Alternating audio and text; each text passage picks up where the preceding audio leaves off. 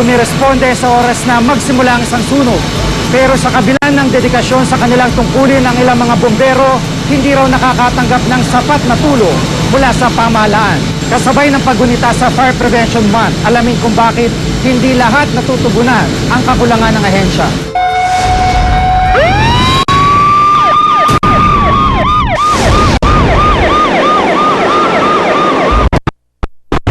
Silang inaasahan sa oras na sumiklab ang nagngangalit na apoy.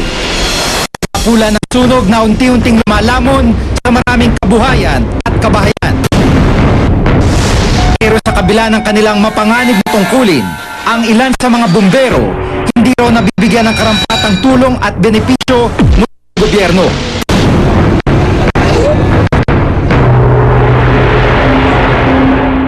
Dalawamput-apat na taon na sa serbisyo si Fire Officer 3 Mario Diaz, 46 na taong gulang. Valenzuela Central Fire Station na niya ginugol ang mahigit kalahati ng kanyang buhay. Minsan, pag rumiresponde kami, kulang kami ng mga gamit. Minsan, yung bunker, kaya bota, tapos yung mga breathing apparatus. Ang ginagawa na lang namin, tinitiis lang namin yung mga usok. Pero nakakalanghap kami magkakasakit din. Natasakit na nga rin ako sa baga eh. Sa kaso Diaz, 3,000 piso na lang ang kanyang naiuwi. Kinakaltas pa kasi ng Bureau of Fire Protection o BFP ang mga utang niya mula sa mga accredited lending company. Dahil kami, napapautang kami sa lending, talagang gano'n, magtitiis ka. Dahil wala namang magpapautang sa amin kung hindi yun lang, mga lending. Kaya kahit pa paano malaking bagay din sila. May 3 anak si FO3 Diaz, pero ang isa niyang anak na nasa koleyo ngayon, hindi makakakuha ng final exam dahil wala na raw silang pambayad sa matrikula. Basta yung mapautang mo lang ako, maligaya na ako eh. Hindi ko na iniisip yung tubo eh. Basta paghawak na namin yung pera, dadali na namin sa eskwela ang pamatrikula ng mga anak ko. Habang nagresponde siya nung nakaraang linggo, ang maliit niyang sugat sa paa lumala dahil sa impeksyon dulot ng madalas na pagkababad sa tubig. Dahil na rin sa sakit na diabetes, nagiging matagal ang paghilom nito.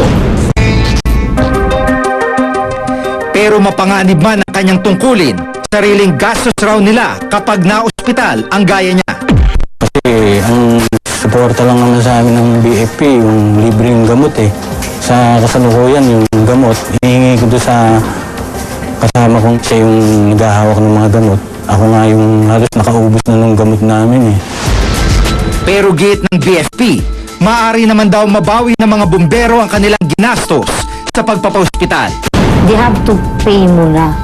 Magbayad muna sila and then i-reimburse whatever na gastos sa medical and hospitalization nila. Kailangan ipunin nila yung mga receipt nila, kung ano yung binili ng mga medicine. Naaksidente rin habang rumiresponde sa isang sunog si Senior Fire Officer 2 Gonzalo Parco, 54 na taong gulang noong 2002. Bumangga ang sinasakyan nilang fire truck matapos itong mawala ng preno. Nabali ang kanang braso ni Gonzalo. Kailangan siyang operahan at lagyan ng bakal ang napuruang braso. Kami po ay bumangga sa puno. Ano po na-aksidente ako ay May. Bali po nakabalik ako sa trabaho ay mga February na po the following year. Gumastos ng 300,000 piso si Parco para sa pagpapagamot. Naibenta rin niya ang pampaserong jeep na naipundar ng asawang nagtatrabaho bilang OFW. Yung pong aking mga reimbursement na sana ay kanila pong dinidinahin. Pero nang subukan niyang i-refund ang halagang ginastos dahil sa aksidente, bigo siyang makuha ito. Yun po ang masakit, hindi ko po na-refund yun. Wala po akong nakuha doon sa mga yung kulang 400,000. Sinubukan pa raw niyang pumunta sa Department of Interior and Local Government o DILG na siyang may hawak sa BFP pero bigo pa rin si Parco. Ang bumbero po ay talagang po ay marangal na trabaho. Marami po kami nakatulungan. But,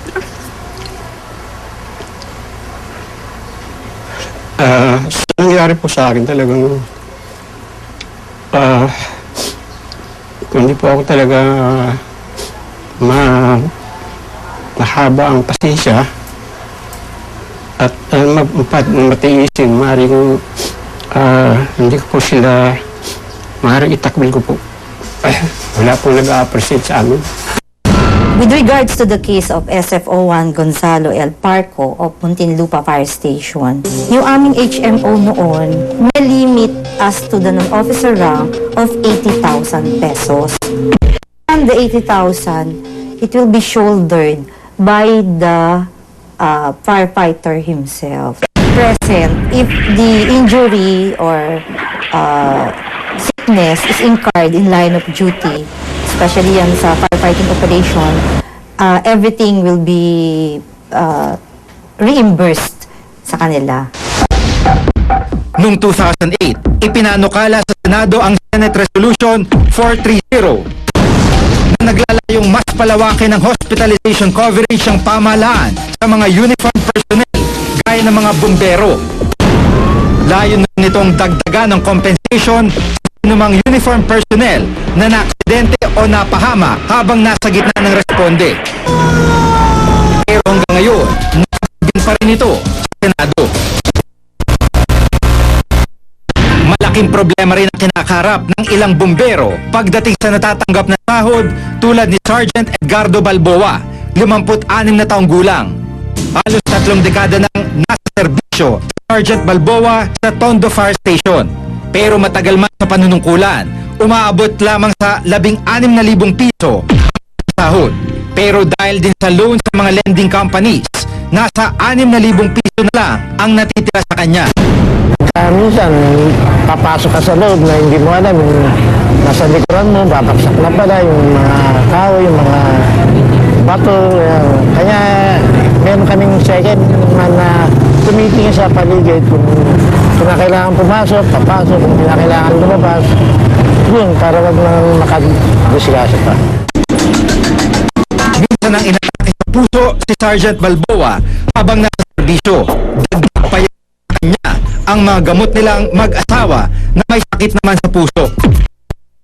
Marami kami nilob eh. Kasi siyempre, minsan gipit kami, kailangan pagpaparal ng anak, mga pang-emergency. Ayun, medyo nabawasan ko sa sweldo.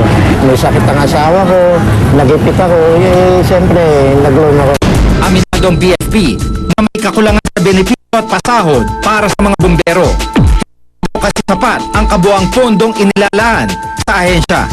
Sa taong 2012 halimbawa, ang hinihingi nilang pondo para sa personal service o mga pasweldo ay 9 bilyong piso. Pero ang naaprubahan lang, 6.6 billion pesos. Sa buong bansa, 29,000 pa ang kulang na bumbero. Pero dahil sa kawalan daw ng ipapasweldo sa mga bagong pasok na bumbero, hanggang 500 lang daw ang tinatanggap nilang recruit kada taon. Makikita po natin na talagang kulang po ang ating mga firefighters because yung ating international ratio of 1 firefighter is to 2,000 population. And based on the population natin ng December of 2010 of 94 million, we still lack 29,000 personnel or firefighters to protect the Filipinos. Ayon sa Foundation for Filipino Firefighters, higit na mahalaga ang malawakang programa na tutulong sa mga bumbero, lalo na sa mga oras na nalalagay sa panganib ang kanilang mga buhay. Yung ating mga bumbero, kawawa habang nasa serbisyo. You will see that they are fighting fires kahit wala silang breathing apparatus. Sa ibang bansa, hindi nila pinapayagan yung bumbero na pumasok sa sunog na kulang yung tinatawag nating fire protective gears. So, kawawa sila habang nasa serbisyo. Yung mga personal namin, we encourage them na sa cooperative sila kumuha ng loan. Kasi nga syempre, lower ang interest rates. And nag-establish naman kami ng cooperative for our firefighters. Sa pagtupad ng kanilang tungkulin, buhay nila ang nalalagay sa alanganin. Kaya Marapat lamang na sa oras na sila naman ang mangangailangan, mabigyan sila ng karampatang tulong at benepisyo. Ako si Giga Manikad at ito ang nakatala sa aking Reporter's Notebook.